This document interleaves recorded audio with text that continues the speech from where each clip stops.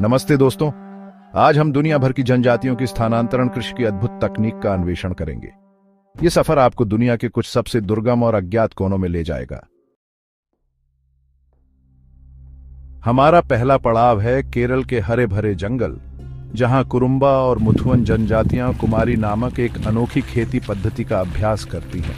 वे जंगल के एक छोटे हिस्से को साफ करते हैं और बारिश के पानी का उपयोग करके बाजरा, रागी और सब्जियां उगाते हैं। अब हम राजस्थान के शुष्क परिदृश्यों में भील जनजातियों से मिलते हैं। वे मात्ता नामक पद्धति का उपयोग करते हैं, जिसमें कम पानी वाली फसलें जैसे ज्वार और बाजरा उगाई जाती हैं। मानसून के दौरान ही खेती होती है, जिससे वे कठोर परिस्थितियों में भी जीवित रहते हैं। उड़ीसा के घने जंगलों में कोंध जनजाति कमांडिंग नामक पद्धति का अभ्यास करती है। वे जंगल के एक टुकड़े को साफ करते हैं और 2-3 साल तक चावल, मक्का और दालें उगाते हैं। मिट्टी की उर्वरता कम होने पर वे नई जगह पर चले जाते हैं, जिससे जंगल को पुनर्जीवित होने का समय मिलता है। हमारा सफर अब झारखंड के ऊबड़ खाबड़ इलाकों में संथाल और हो जनजातियों के पास ले जाता है। वे मासोल नामक पद्धति का उपयोग करते हैं, जिसमें जंगल के हिस्से को साफ कर जलाया जाता है। राख मिट्टी को उर्वरक बनाती है और मानसून की बारिश के बाद वे फसलें उगाते हैं। अब हम मेडागास्कर के असाधारण द्वीप पर हैं, जहां मीठा नामक पद्धति का अभ्यास होता है।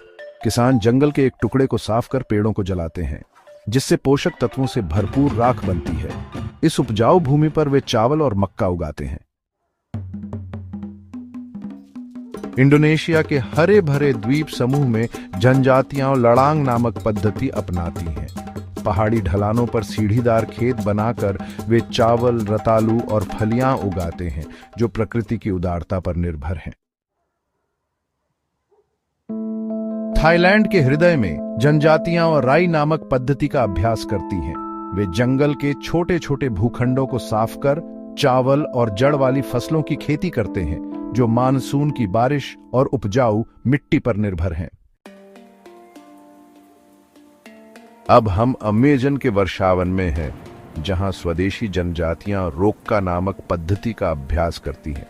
वे जंगल के छोटे हिस्सों को साफ कर मक्का और कसावा उगाते हैं, प्रकृति के संकेतों को समझते हुए।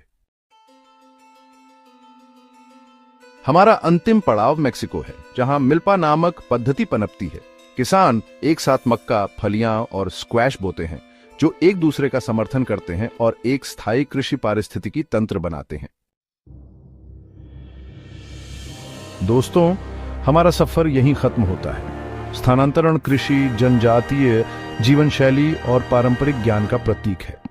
अगर आपको यह वीडियो पसंद आया तो लाइक करें, कमेंट में बताएं कि आपको सबसे रोचक प्रणाली कौन सी लगी, और चैनल को जरूर सब्सक्राइब करें। नमस्ते।